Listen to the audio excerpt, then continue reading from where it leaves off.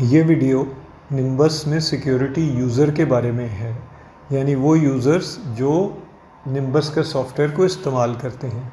तो सिक्योरिटी में जाकर हम सिक्योरिटी यूज़र के लिंक को क्लिक करें तो सिक्योरिटी यूज़र की स्क्रीन खुल जाती है। इस रिकॉर्ड्स की टैब पर हमें वो तमाम यूज़र नज़र आ रहे होते हैं जो पहले से सिस्टम में क्रिएटेड हैं। हम चाहें तो किसी एक ग्रुप की बेस पर इनको सर्च भी कर सकते हैं। तो इस सूरत में सिर्फ वो यूज़र नज़र आते हैं जो उस ग्रुप से अटैच्ड हैं। नया यूज़र डिफ़ाइन करने के लिए हम न्यू के बटन को क्लिक करते हैं। सबसे पहला काम ये है कि हम ग्रुप सेलेक्ट करेंगे जिसके अंदर यूज़र क्रिएट करना हो। हमने सेल्स स्टोर ग्रुप सेलेक्ट कर लिया। जो भी राइट्स ग्रुप राइट्स इस सेल्स स्टोर के ग्रुप को हैं वो इस यूज़र को ऑटोमेटिकली इनहेरिट हो जाएंगे। इसके बाद हम यूज़र का नेम देंगे। यूज़र नेम के बाद उसका ईमेल एड्रेस देंगे। ईमेल एड्रेस के बाद हम यूज़र लॉगिन देंगे, वही जो ईमेल में दिया है वो यहाँ पर हम दे दें। पासवर्ड और वही पासवर्ड दोबारा देंगे। अगर हम देखना चाहें कि हमने पासवर्ड क्या दिया था, इस आइकॉन को क्लिक करें तो वो हमें नज़र आ जाएगा। इसके अलावा अब हमारे पास ऑप्शन है कि हम कोई स्टोर सेलेक्ट कर सकते हैं, जितने भी हमारे स्टोर हैं। अगर हम अभी स्टोर सेलेक्ट नहीं करेंगे और इसको सेव कर दें तो ये यूज़र हेड ऑफिस का यूज़र कंसिडर होगा, यानी इसको हम कुछ भी राइट्स दे सकते हैं लेकिन वो स्टोर स्पेसिफिक काम जो ऑटोनोमस स्टोर हैं वो नहीं कर सकेगा।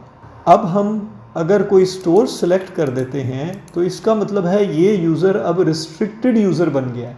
ये इन्वेंट्री से रिलेटेड काम सिर्फ इस स्टोर के ऑपरेशंस कर सकेगा, यानी इनवॉइस बनानी है अगर तो वो स्टोर 1 की इनवॉइस बना सकेगा, स्टोर 2, 3, 4 की नहीं बना सकेगा।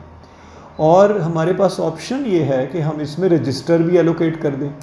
अगर एक स्टोर का एक ही रजिस्टर है तो फिर हम एलोकेट करें या ना करें कोई फ़र्क नहीं पड़ता।